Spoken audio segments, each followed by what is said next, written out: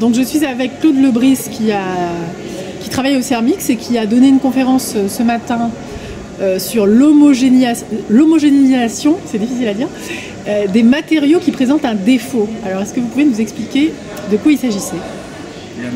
La mécanique et la science des matériaux modernes utilisent de plus en plus, en marge des expériences, les simulations numériques. Et les enjeux aujourd'hui, c'est la simulation à plusieurs échelles. Parce que plusieurs échelles du matériau, de l'échelle la plus microscopique, presque sa structure électronique, jusqu'à l'échelle macroscopique, vont être importantes pour les applications pratiques. Et donc ça, c'est extrêmement consommateur de temps calcul, de simulation numérique sur ordinateur. Et il y a un vrai intérêt à comprendre comment faire ces simulations de manière efficace. Et c'est là que les mathématiques rentrent en jeu. Donc l'équipement théorique de ces simulations, c'est de la théorie des équations dérivées partielles, c'est de la théorie des probabilités. Et ce qu'on veut faire, c'est d'abord comprendre les propriétés de changement d'échelle, c'est-à-dire comment des phénomènes à une certaine échelle parlent à d'autres phénomènes à d'autres échelles.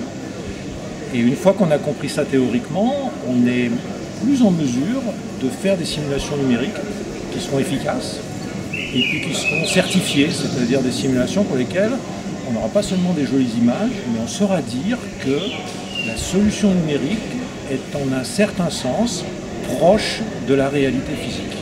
Ça, c'est un vrai enjeu parce que c'est là qu'on va faire la différence entre des simulations qui peuvent être jolies mais qui représentent un monde qui est relativement déconnecté de la réalité et des simulations qui sont fondées sur les mathématiques et pour lesquelles on peut dire si le modèle de départ que nous a donné notre collègue en mécanique, en chimie est bon, eh bien la solution que vous voyez sur l'ordinateur, elle est bonne.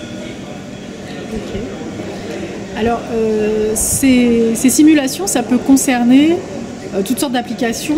Vous aviez parlé de matériaux, de fabrication des avions. Ça peut concerner des matériaux composites qu'on utilise dans l'industrie aéronautique.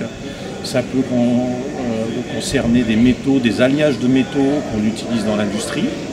Ça peut concerner la vie de tous les jours où certains matériaux présentent des caractéristiques à plusieurs échelles. Ça peut concerner le béton, par exemple, parce qu'il y a des armatures en métal et qu'on veut comprendre l'usure de tels matériaux, la résistance de tels matériaux. Donc, de plus en plus, ça concerne un très large spectre d'applications, parce que les matériaux qu'on utilise aujourd'hui dans la vie courante sont en fait, sans qu'on le sache souvent, des matériaux de très haute technologie. D'accord. Et est-ce que, alors quand on travaille sur ce genre de mathématiques qui s'appliquent à des choses de la vie réelle, comment est-ce que ça se passe? C'est-à-dire, est-ce que c'est vous qui avez envie de travailler sur des sujets, ou est-ce que ce sont par exemple des entreprises qui peuvent venir vous chercher parce qu'elles ont un problème? Tous les cas existent. Il y a d'abord la curiosité naturelle, il y a aussi qu'un problème vous amène à en considérer parfois un autre, parce qu'ils sont un peu cousins.